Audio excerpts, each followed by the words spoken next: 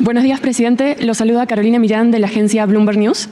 Quería preguntarle, en este sexenio, la relación con el sector privado en cuanto a la inversión pública ha atravesado diferentes fases y desde sus conversaciones con empresas individualmente, luego de las tensiones con empresas energéticas de Estados Unidos y Canadá, se han visto más adjudicaciones directas de proyecto. ¿Cómo compara esta forma de abordar la inversión en comparación con el proceso de licitaciones públicas? ¿Y opina usted que este es el camino a seguir a futuro?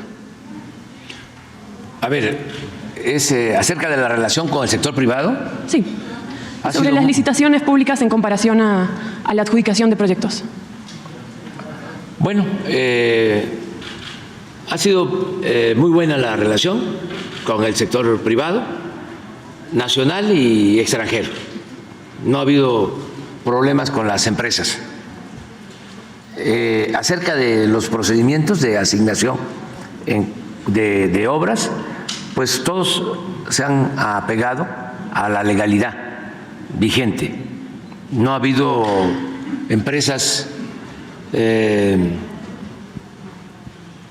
predilectas como era antes. Por ejemplo,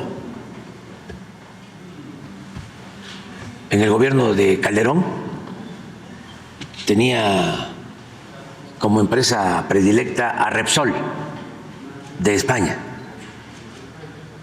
Si ustedes hacen una revisión de contratos entregados a la empresa Repsol de España durante el sexenio de Calderón, van a ver que no solo fueron muchos, no se cumplió con la legalidad y abusaron. Es decir, hubo ventajas para esta empresa que afectaron las finanzas públicas del país. Luego, con el licenciado Peña, tenía otra empresa extranjera favorita, OHL. Lo mismo, todos los contratos de obra eran para esta empresa, no se cumplía con la legalidad y eran obras que se cobraban con costos elevados. En el gobierno nuestro no ha habido empresas predilectas. Si esa es tu pregunta. Hemos actuado con absoluta transparencia. Quería preguntarle también en cuanto a la deuda de Pemex. En el presupuesto de este año se contempló inyecciones de capital para la empresa. ¿Cómo considera que funcionó esta iniciativa? ¿Y ha charlado usted con la presidenta electa, Claudia Sheinbaum, sobre la posibilidad de garantizar aportes de este tipo en el futuro? Sí, mire, antes de que llegáramos nosotros, había la política de destruir a Pemex y a la Comisión Federal de Electricidad. No querían que existieran estas empresas públicas, querían que todo el sector energético se privatizara. Esa era la política que venía imponiéndose desde hace más de 3 décadas. Nosotros no coincidimos con esa política. Desde que estábamos luchando por la democracia, la justicia y por la independencia, en sentido amplio, que la política económica la manejáramos nosotros y que no nos impusieran desde el extranjero la agenda en política económica, las llamadas reformas estructurales. Entonces, como triunfamos, pues lo que hicimos fue detener las privatizaciones y rescatar tanto a Pemex como a la Comisión Federal de Electricidad, porque en efecto iban en picada, iban hacia la quiebra. Hay datos, ¿no?, muy claros de cómo Pemex producía 1.650.000 barriles diarios cuando llegamos, y ahora produce 1.800.000. O sea, logramos revertir la caída que se produjo durante 15 años consecutivos. Si usted ve la información, va a encontrar que en 2004 la producción de crudo, la extracción de petróleo, era de 3.400.000 barriles en el 2004, y en el 18, a finales, de 1.650.000. De 3.400.000 barriles a 1.650.000. 15 años de caída. Y nosotros estamos dejando la producción. O sea, se detuvo esa tendencia a la baja en la producción y estamos dejando una producción de 1.800.000 barriles. Y en vez de que aumentara la deuda de Pemex, se redujo. Eso no lo dicen nuestros adversarios y desde luego los que simpatizan con las privatizaciones, y mucho menos los que lucran con esa política. Pero esa es la realidad. Le puedo mostrar ahora cuánto era la deuda de Pemex cuando llegamos y cuánto es la deuda ahora. Logramos revertir la caída en la producción. Estamos hablando nada más de extracción de crudo, pero podríamos hablar de refinación y lo mismo. Dejaron 6 refinerías casi convertidas en chatarra, las rehabilitamos, compramos una refinería en Deer Park, en Houston, que ya se pagó, y construimos una nueva refinería y estamos construyendo 2 plantas coquizadoras y hemos incrementado mucho la producción de combustibles. Pero esto es en cuanto a deuda.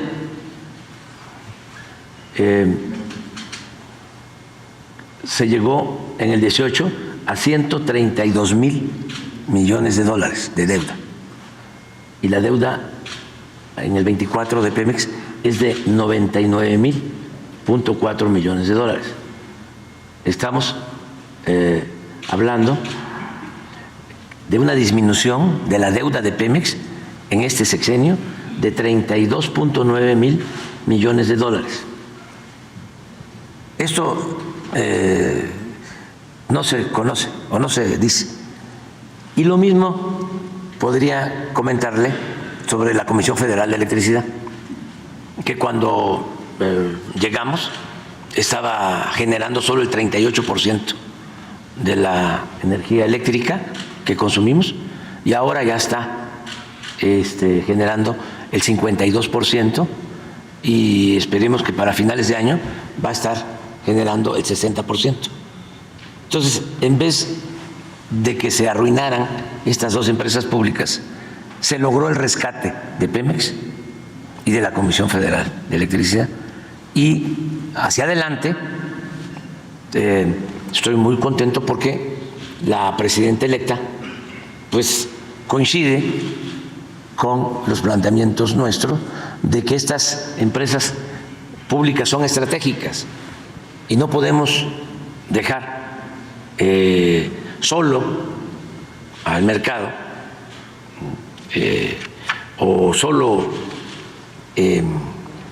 el manejo del sector energético al mercado, porque están de por medio los consumidores nacionales. Si hubiese continuado la privatización y quiebra Pemex y quiebra la Comisión Federal de Electricidad, el precio de la gasolina estaría a 40 pesos por litro y el precio de la luz estaría al doble de lo que se cobra actualmente. Y en todo el sexenio no ha aumentado el precio de los combustibles, porque mantuvimos a Pemex y mantuvimos a la Comisión Federal de Electricidad. Yo respeto mucho, ¿no?, a los tecnócratas privatizadores. Ellos tienen su concepción, además son empleados de las oligarquías nacionales y extranjeros, son los empleados de los potentados del mundo, y a veces, como se dice coloquialmente, son más papistas que el Papa, los empleados o dependientes, gerentes. Hay una palabra que se usa mucho de los gerentes, CEO. A veces los CEO son más ideologizados, ¿no?, que los dueños. Eso también suele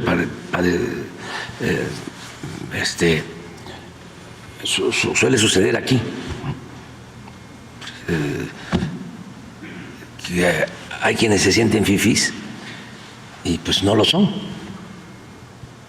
pero se ofenden cuando se hace un cuestionamiento a los aspiracionistas, porque ellos se sienten superiores. Pero también hay que respetar a todos. Pero esa es la explicación que puedo dar. ¿Y entonces recomendaría continuar con las aportaciones así como se hizo? Claro, eso es lo mejor para la nación, es bueno para México. Desde luego esto no les gusta mucho a los traficantes de influencia, no necesariamente a los empresarios, porque también hay que diferenciar entre empresarios y traficantes de influencia. Los preferidos o predilectos antes, en sentido estricto, no eran empresarios, eran traficantes de influencia. Hay muchas empresas extranjeras que hacen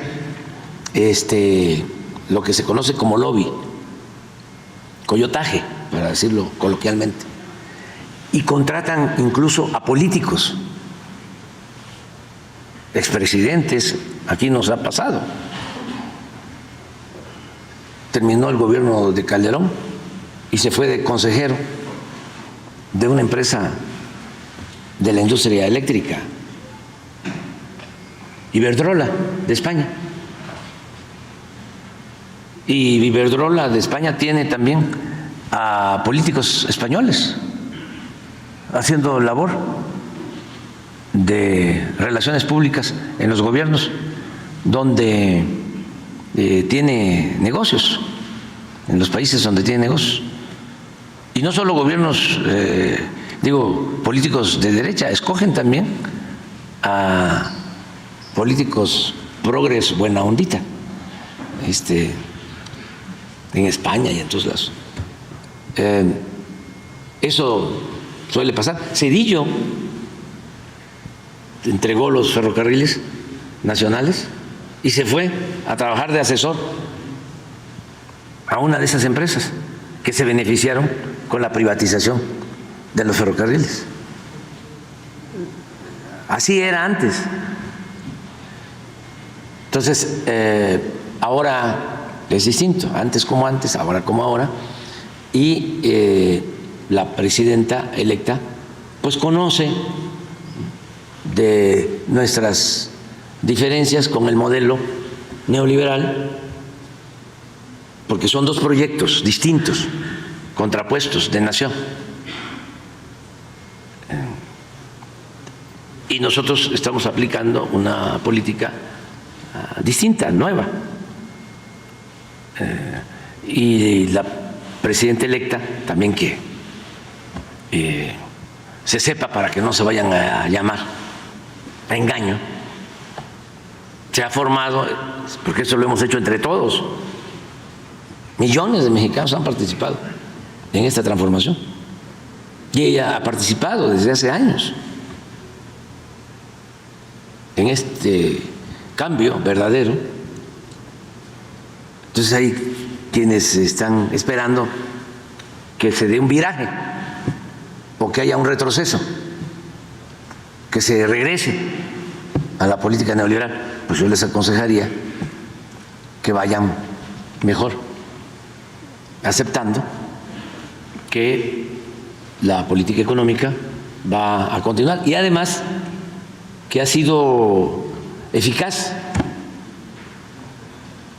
Ahora hasta los conservadores nos acusan de que la política económica nuestra ayudó a que acumularan más capital los empresarios en México.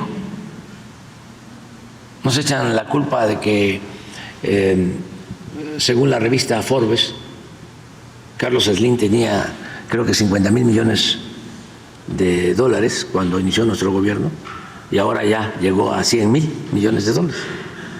Y así a todos les ha ido bien y le ha ido muy bien a la gente humilde, a la gente pobre. Hemos sacado de la pobreza a cerca de 10 millones de personas. Entonces quiere decir que el modelo económico, la política económica, es buena, funciona. Imagine, hablando de macroeconomía, lo que significa aumentar los salarios de los trabajadores a más del doble y que no haya inflación o que la inflación no se haya desbordado. ¿Cómo se explica eso? Si los tecnócratas neoliberales decían que no se podían subir, aumentar los salarios porque se iba a desatar la inflación. Engañaban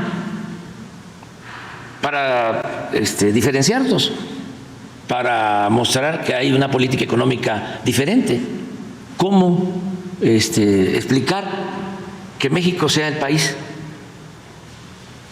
o el segundo país en el mundo con menos desempleo? ¿Cómo explicar que de todos los miembros de la OCDE, México sea el país en donde los niños son más felices? ¿Cómo explicar de que desde 1970, hace más de 50 años, hace más de medio siglo, no se había visto que el peso se fortaleciera en vez de devaluarse? Entonces, ojalá y sean más serios los economistas, los expertos en finanzas públicas, las agencias y los periódicos dedicados a las proyecciones económicas, y que profundicen más, porque es interesante. Es el único país, México, en donde se está aplicando una política distinta con buenos resultados. Presidente, ya para finalizar, le quería preguntar por una de las estrategias de su sexenio para aumentar la recaudación tributaria fue justamente acercarse a empresas grandes para recolectar impuestos que se debían. Tanto usted como la presidenta electa, Claudia Sheinbaum, han hablado de que no sería necesaria una reforma tributaria en el corto plazo. ¿Prevé que esta estrategia sea suficiente para cubrir los proyectos? Y sobre todo, si se descarta una reforma fiscal, ¿hay algún impuesto en específico que usted cree que el próximo gobierno debería analizar para aumentar la recaudación? Muchas gracias. Yo soy porque no haya aumentos en los impuestos, porque ayuda mucho el no permitir la corrupción y el que se mantenga una política de austeridad republicana. Si no se permite la corrupción y no se permiten los lujos en el gobierno, las extravagancias, el gasto del presupuesto en salarios elevadísimos, en aviones, en cajas de ahorro especial, en privilegios para los altos funcionarios. Si hay ahorros, por no permitir la corrupción y por no permitir las extravagancias, de los altos funcionarios públicos, no hace falta aumentar impuestos, no hace falta hacer ninguna reforma fiscal, solo que no se permita la evasión fiscal, que no haya privilegios, que no se condonen impuestos a los potentados, que todos sigamos contribuyendo y hay recursos suficientes, o sea, los ingresos alcanzan. Le voy a mostrar una gráfica de cómo hemos aumentado la recaudación sin necesidad de cobrar más impuestos o crear nuevos impuestos. A ver si tenemos la gráfica sobre recaudación por año. Hay una que es desde el 18 a la fecha y la tendencia es que va a seguir habiendo buena recaudación. A ver si tenemos la tabla. En mi libro hay una tablita hasta el 2023.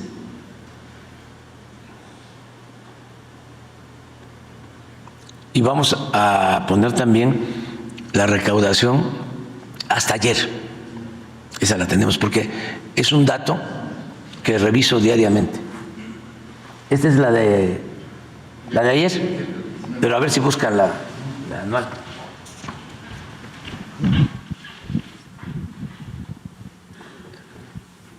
Esto es hasta ayer. En tributarios, los impuestos o contribuciones, el año pasado, a esta fecha, 19 de septiembre, la recaudación era de 3.300.000.000 y ahora 3.652.000.000. Son 351.778 pesos más. En términos reales, descontando inflación, son 5.6 de incremento.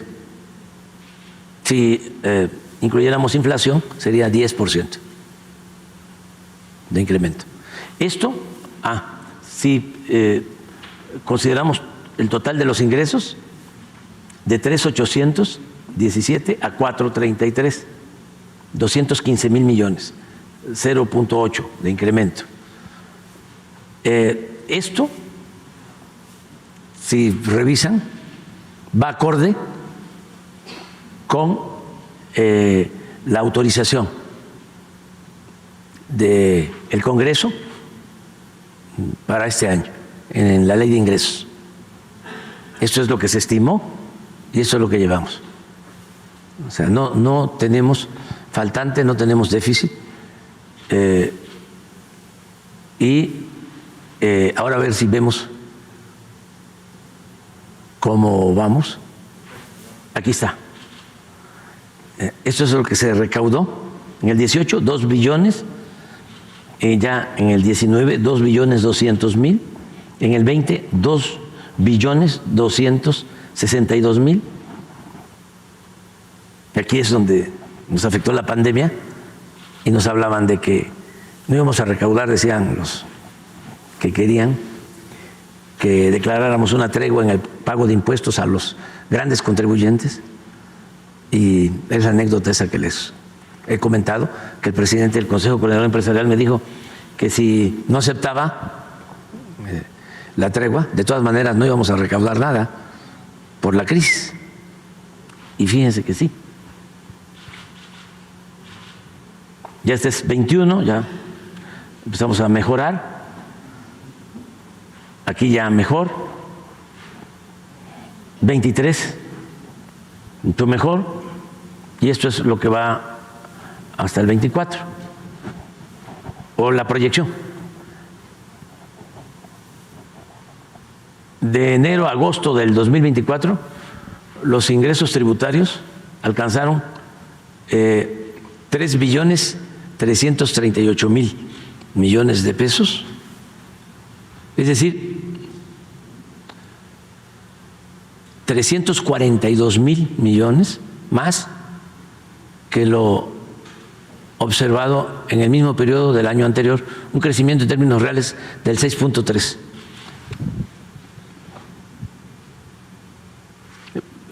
Realmente lo muy importante, significativo, fue 19-20 por la pandemia. ¿Cómo logramos mantener incrementos en la recaudación? Nos ayudó mucho el que se reformó el artículo 28 de la Constitución y se cancelaron las condonaciones de impuestos, los privilegios que tenían, unos cuantos. Entonces, por eso consideramos que no es necesaria una reforma fiscal, no hace falta aumentar impuestos. Y esta es una recomendación a todos los gobiernos.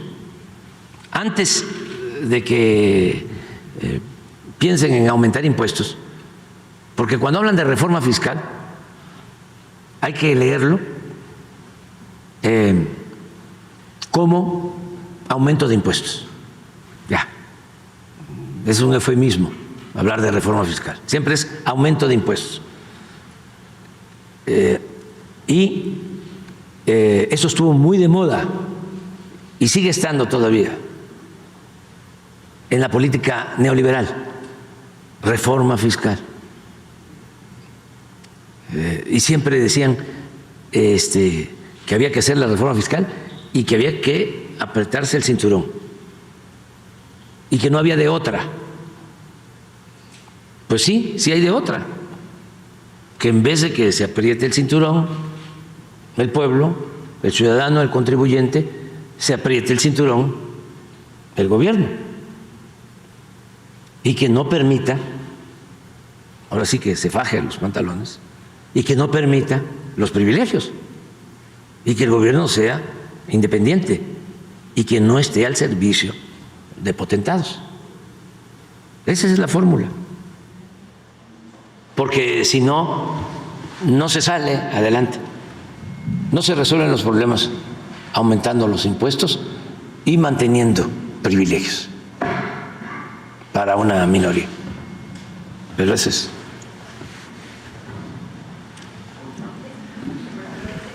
Tani, como presidente, causerio a pie de página, anda ayuna, anda namacuanda, naño coyo.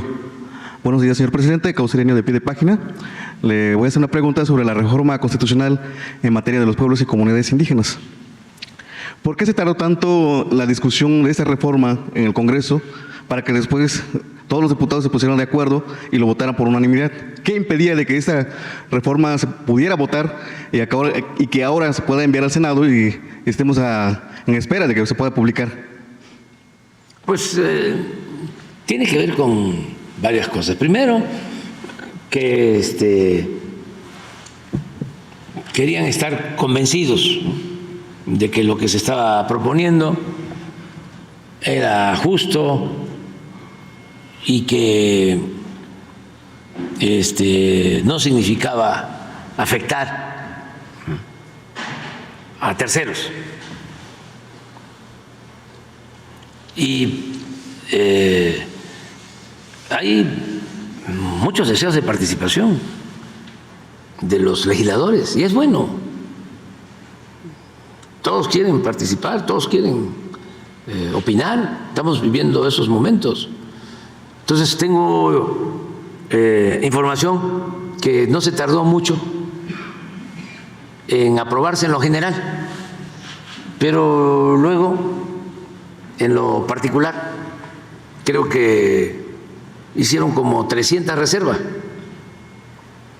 y suben unos a favor, en este caso casi todos, pero querían participar. Y ahí se llevaron toda la noche deliberando.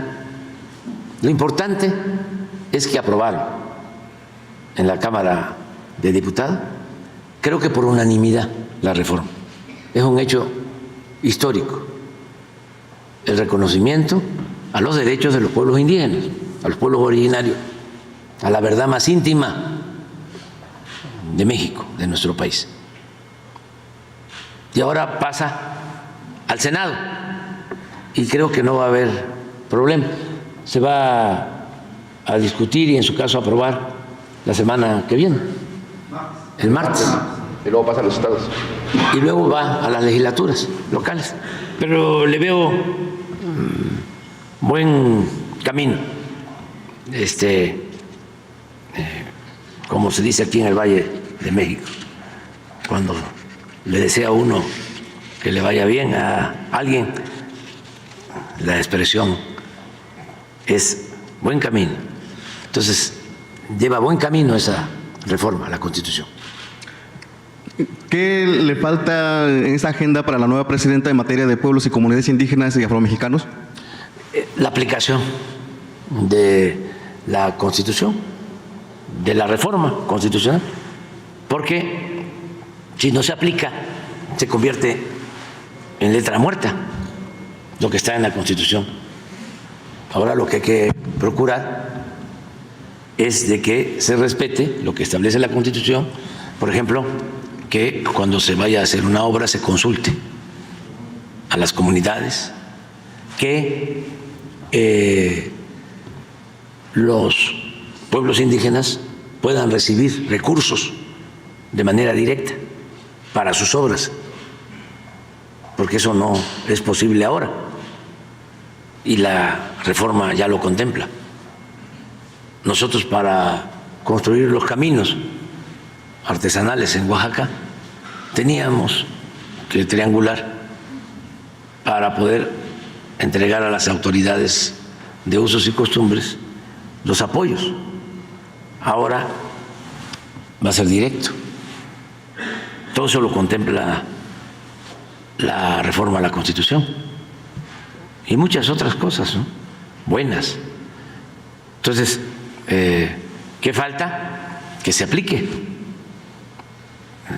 porque quedó la mala costumbre desde la colonia. Se decía, se acata, pero no se cumple. Y luego, en la época del porfiriato era lo mismo. La Constitución se respetaba en la forma, pero se violaba en el fondo. Ahora va a ser distinto porque la presidenta es una mujer recta y con convicciones. Pero sí fue un avance importante.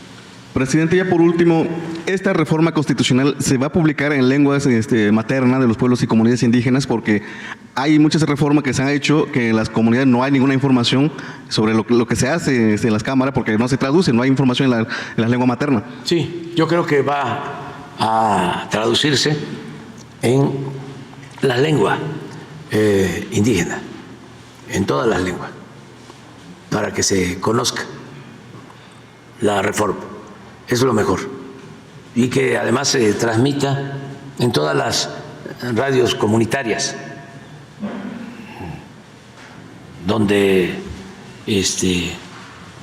se hablan las lenguas, que eso es otra cosa que debemos de cuidar, que no se pierdan las lenguas originarias, que no son dialectos, como se dice de manera despectiva, son lenguas.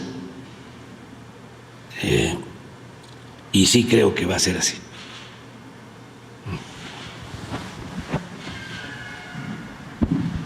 ¿Qué tal, presidente? Carlos Guzmán, de 4 Media Telecomunicaciones, Veracruz. Que nos comente su parecer. Ya se aprobó lo que es la reforma, hablando de reformas legislativas, la de la Guardia Nacional, pues en la madrugada. Sin embargo, pues sí se tardaron bastantito en el tema de los particulares. Que nos comente de inicio este tema y también algunos otros 2 temas que le quiero plantear, por favor. Bueno, yo estoy muy contento y además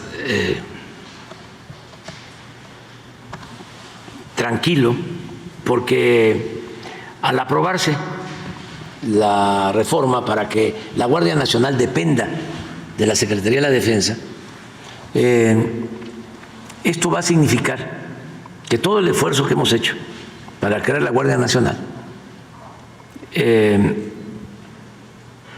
que ha significado en 5 años crear una institución que ya tiene el respaldo de la mayoría del pueblo, que todo este esfuerzo no se eche por la borda con el paso del tiempo, que esto no se destruya, que no vuelva a suceder lo que ya se padeció con la Policía Federal, que se inició con Zedillo y llegó a manejarla García Luna y se corrompió. En su mejor momento llegó a tener 40,000 elementos, pero no profesionales, no disciplinados, muchos administrativos, más que operativos. En ese tiempo calculo que habían 20,000 elementos para todo el país. Durante todo el tiempo que estuvo la Policía Federal, no hicieron cuarteles, instalaciones. Iban los policías federales a misiones y tenían que acampar a la intemperie o en hoteles. Y lo peor, que se vincularon a la delincuencia. Ahora en el juicio a García Luna, no solo lo están juzgando por los 6 años que fue secretario de Seguridad Pública con Calderón, sino desde antes, cuando tenía que ver con la Policía Federal Preventiva. Lo están juzgando por una década, por 10 años. Entonces, imagínense, la Guardia Nacional ya tiene 130,000 elementos. Se han construido cerca de 500 cuarteles, instalaciones. Todos esos elementos han pasado por una formación. Hay disciplina. Han estado los integrantes de la Guardia Nacional bajo el mando de oficiales de la Secretaría de la Defensa. No hemos tenido problemas de abusos de autoridad, de violación de derechos humanos, de masacres cometidas por la Guardia Nacional. La gente aprueba el desempeño de la Guardia Nacional. En 5 años, o sea, crear una institución. No teníamos una institución así para garantizar la seguridad pública.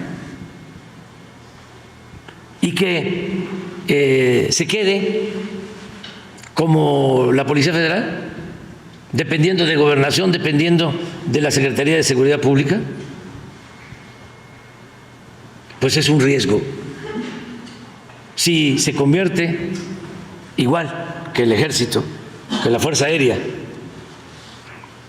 en una rama de la Secretaría de la Defensa, tenemos la garantía de que va a permanecer y va a seguir actuando con rectitud. Este es el mensaje que le da a los que mencionan de que la Secretaría de Seguridad, al mando de Omar García Harfuch, se va a quedar sin un brazo que puede ejecutar lo que está haciendo la Secretaría, y también sería el mensaje que le daría a los que hablan del mando civil, mando militar. Ya la doctora Shimon Pardo ha mencionado de que ella es la presidenta, va a ser la presidenta de México y es civil, pero bueno, me gustaría escuchar su precisión al respecto. Pues es eso lo que dice la presidenta, comandante o comandanta, comandante suprema de las Fuerzas Armadas, va a ser la presidenta constitucional, Claudia Sheinbaum. Eso hay que tenerlo muy presente. Y la Secretaría de Seguridad Pública tiene muchísimas otras tareas, actividades. Tiene que ver con los reclusorios, por ejemplo, tiene que ver con toda la política de coordinación de las policías, la coordinación del sistema de seguridad pública a nivel nacional. Tiene que ver con la protección civil, con muchas cosas, muchas tareas.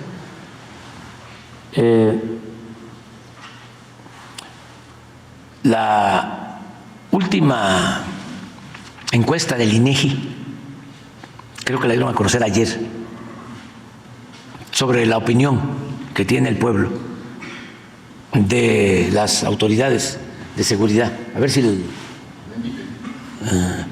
la damos a conocer. Porque una cosa es lo que opinan los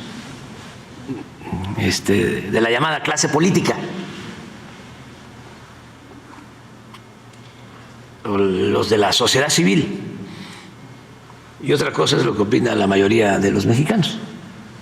Mire, percepción social sobre el desempeño de autoridades.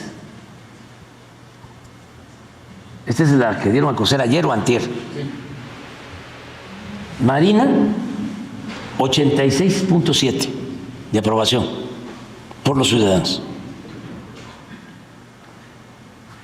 Sobre el desempeño y están de confianza. Sobre el desempeño. Ejército, 84.3. Guardia Nacional, 77.2. Fiscalía General de la República, 61.9. Policía Ministerial, 60.8. Jueces, 60.7. Policía Estatal, 57.3. Ministerios Públicos, 56.4. Policía Municipal, 51.6. Policía de Tránsito, 45.5. Ahí es percepción, Pepe. Ya se nos quedó eso de que los mordelones son los de tránsito. Pues no, los mordelones son los machuchones. Lo que pasa es que nos habían lavado el cerebro. Esta es de confianza, mira. Sí. Confianza, Marina 89.3, Ejército 86.7, Guardia Nacional 80.6, Fiscalía General de la República 65.1, Policía Ministerial 62.4, Policía Estatal 61.5, Jueces 60.5, Ministerio Público 59.7, Policía Municipal 58.3 y también Policía de Tránsito 48.5. Y percepción de corrupción en autoridades. Ahí ganan los jueces. Lo de tránsito, lo que les digo. Y los jueces, segundo lugar. Policía de Tránsito, 72.2. Sí, son corruptos. Jueces, 64.6. Son corruptos. Policía Preventiva Municipal, 62.4, Policía Estatal 60.7, Ministerio Público 60.2, Fiscalía General de la República 54.9, Policía Ministerial, Judicial o de Investigación 54.8, Guardia Nacional 30.6, Ejército 25.5, Marina 19.8. Es que esto es el sentir del pueblo, no de la élite. Entonces, para los de la élite,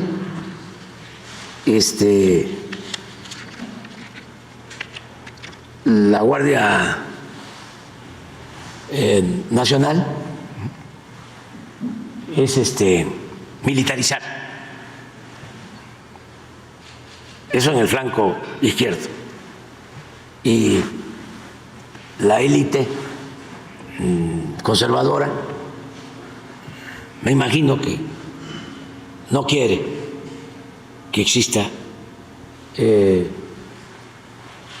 una policía, una guardia que garantice que no haya privilegios. Pero esta es la realidad. Y yo estoy muy contento porque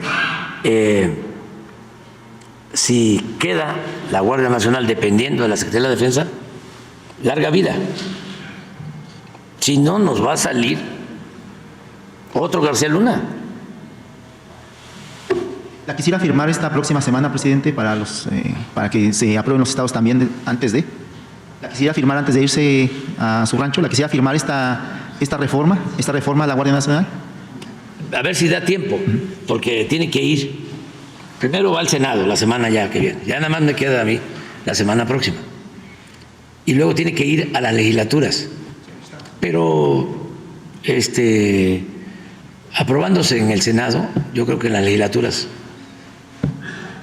si hasta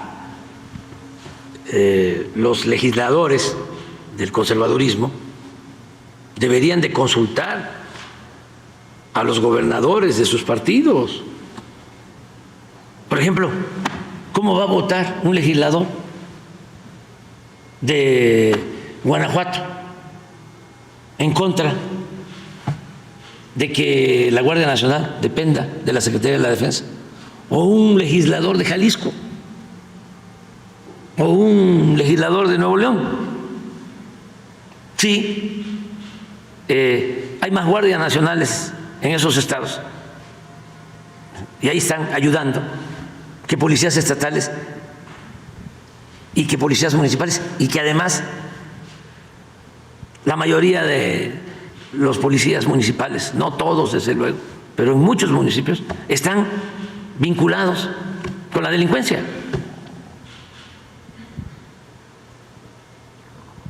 O sea, y solo por cuestiones politiqueras van a decir, no voto por eso. Por eso yo creo que muchos legisladores, independientemente de las diferencias políticas o ideológicas, van a actuar de manera consecuente. Ya hay como en la mitad de los estados en donde son más los elementos de la Guardia Nacional que policías estatales y municipales. Y mi recomendación a las autoridades locales, gobiernos estatales, municipales, que se apoye más o que se le dé más participación a la Guardia Nacional. Hay una razón.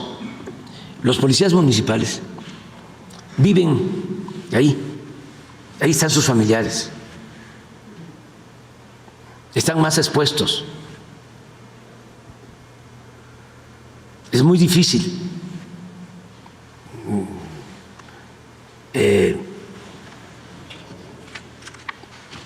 no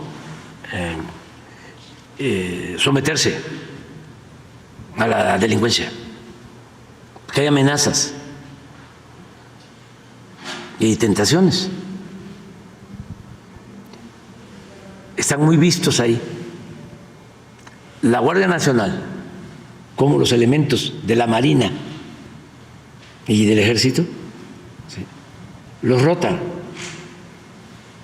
no llegan a identificarlos las bandas de delincuentes. Y esto ayuda mucho a que no se corrompan, que no se alíen. Porque imagínense si la policía municipal o estatal está al servicio de la delincuencia, ¿qué esperanza para el ciudadano? Entonces todo eso se tiene que ir tomando en cuenta. Antes, la verdad, no les importaba la seguridad pública. No les importaba. Pues les estoy hablando que en su mejor momento eran 20,000 elementos operativos para todo el país, porque constitucionalmente ni el Ejército ni la Marina podían dedicarse a labores de seguridad pública. Con la reforma que se logró, ahora contamos con el apoyo de Marina, de Defensa, y se creó la Guardia Nacional. Entonces, esa es mi explicación. Y acerca de la represión y del militarismo, eso depende de la autoridad civil. En lo nacional, pues del presidente, ahora de la presidenta, porque de acuerdo a la legislación, a las leyes de las Fuerzas Armadas, el comandante supremo, comandanta suprema, va a ser la presidenta de la República. ¿Quién dio la orden en el 68 para la represión? Díaz Ordaz.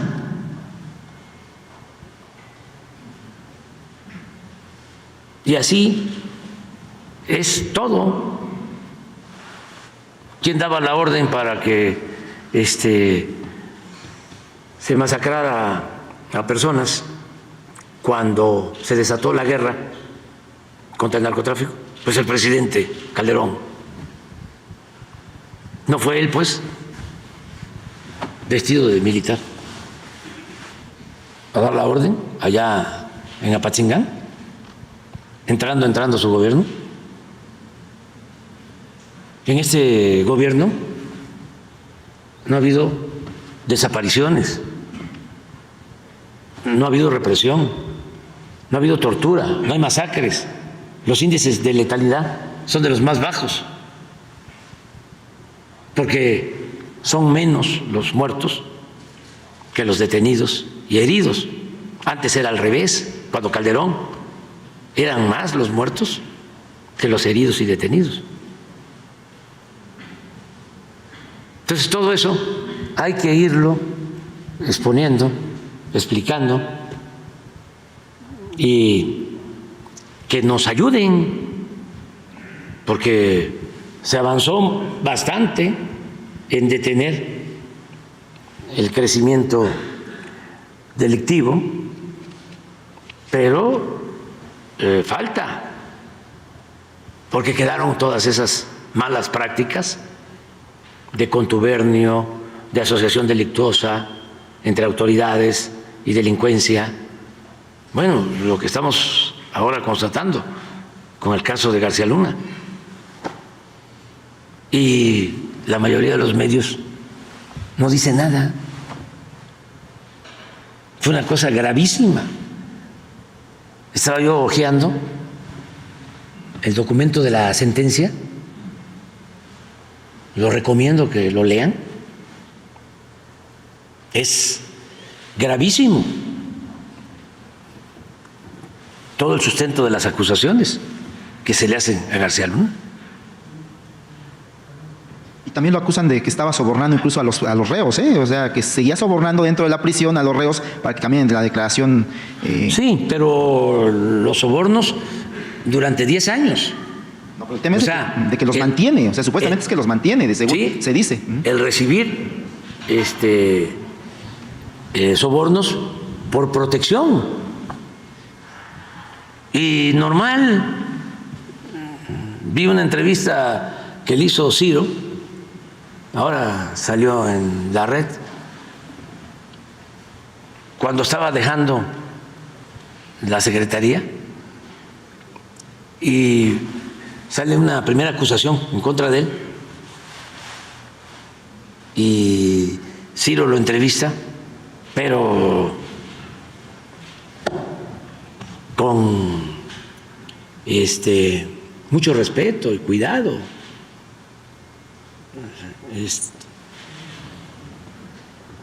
Y lo que me llama la atención, bueno, le da todo el tiempo, y Ciro lo apoya en sus dichos.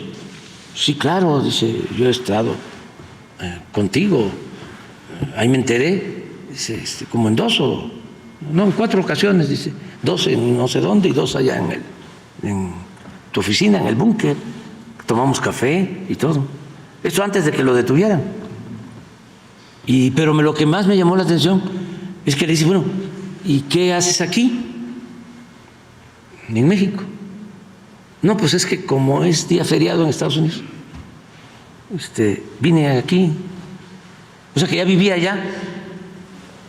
Y todo, ninguna pregunta, oye, ¿y dónde vives? ¿Y por qué te fuiste a vivir allá? ¿Y cómo le haces, pues? Porque no es cualquier cosa, ¿no? Tener departamentos allá y ahora sí que ¿quién pompó? Pero nada de preguntas sobre eso, todo normal. Se pueden ir a vivir a Miami o a Madrid, que está de moda, y no pasa nada. Entonces, sí, vean el relato de la sentencia. Y a mí me llamó la atención y quería yo saber por qué, bueno, la carta que escribe García Luna, ¿la escribe antes o después? Que no he llegado todavía a saber. Antes de que conociera el documento de la solicitud de sentencia, o no sabía, pero es cosa de esperarnos.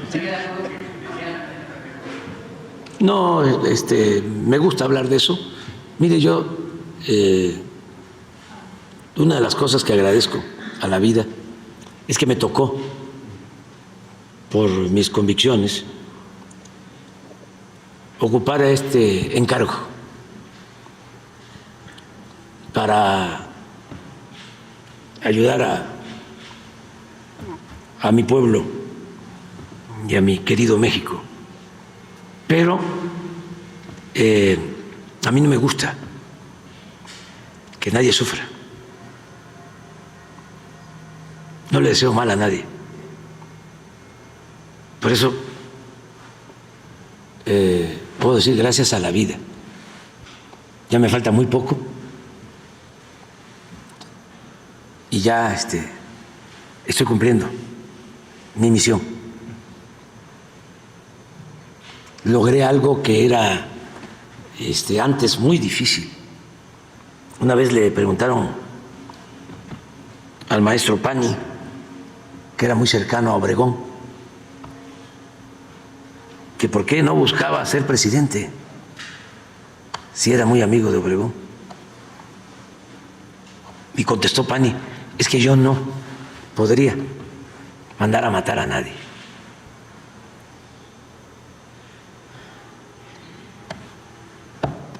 Porque antes se actuaba con mucho autoritarismo. Entonces, yo no quiero que nadie sufra, ya que corresponda a las autoridades dictar sentencia y que cada quien asuma su responsabilidad y sobre todo el que se tenga en cuenta que hay que estar bien con uno mismo, con nuestro tribunal, que es la conciencia.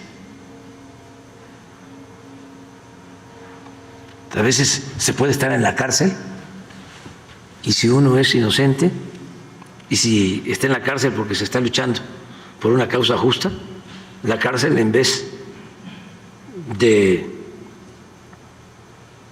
convertirse en prisión, es un lugar que dignifica y además protege. Aquí hemos hablado de cómo dirigentes sociales, opositores, en la época de mayor autoritarismo, fueron a la cárcel y se salvaron, porque estuvieron unos años en la cárcel y salieron. Pasó el vendaval autoritario y pudieron vivir y no los asesinaron. Hubieron dirigentes que no fueron a la cárcel y los asesinaron. Entonces, todo depende de la conciencia. De eso es lo que se debe de preocupar un dirigente, de estar bien con su conciencia y estar bien con el prójimo. Oiga, presidente, rápidamente dos cuestiones. La primera, no sé qué le haya comentado su consejería jurídica respecto a esta admisión que hizo el día de ayer la ministra Norma Piña de este recurso de controversia para buscar tirar la reforma judicial promovida por jueces, ministros y magistrados que se estipuló como de urgente resolución. Si nos puede comentar de eso. Y también, ya para finalizar, a ver si alguna otra compañera o compañero puede preguntarle algún tema, pues es preguntarle qué información le dio el jefe de gobierno, Martí Batres, sobre lo que pasó en Xochimilco. Ya se mencionó el tema, incluso ese día que estuvo aquí el doctor Batres, pues regresó, respondió. Sin embargo, pues se menciona que el JUT, se le llama así, usted ha de conocer el término, es el jurídico de gobierno, fue el responsable de esta represión, ataque a este grupo de San Gregorio Atlapulco, que son mis vecinos de San Pedro Atopán, allá de Milpalta, pero es sí preguntarle en qué quedó el tema, porque finalmente pues es un grupo que puede tener diferencias con quien sea, pero creo que no son las formas en las cuales se le reprimió, porque es la palabra, se le reprimió, se le golpeó incluso por ahí a mujeres y niños que estaban ahí en esta manifestación. Pues de inicio lo de la Suprema Corte, presidente, por favor. Bueno, eso corresponde pues a la Consejería Jurídica y al Poder Legislativo. Ya se ha hablado bastante de que no hay fundamento legal para detener una reforma constitucional, porque es facultad exclusiva del Poder Legislativo, es su razón de ser. Si se cumplen todos los procedimientos que establece la misma Constitución, las leyes, eso lo deberían de saber no solo los abogados, sino con más razón las autoridades judiciales. Yo lo único que recomendaría es de que ya dejen de estar afectando al Poder Judicial, que lo siguen deteriorando, porque pues eso mismo es lo que termina de convencer a los que tenían duda. Ese comportamiento completamente arbitrario, sin fundamento legal. ¿Cómo actúan para defender privilegios? Sin tomar en cuenta la Constitución, sin tomar en cuenta las leyes, extralimitándose o buscando extralimitarse en algo que no les corresponde.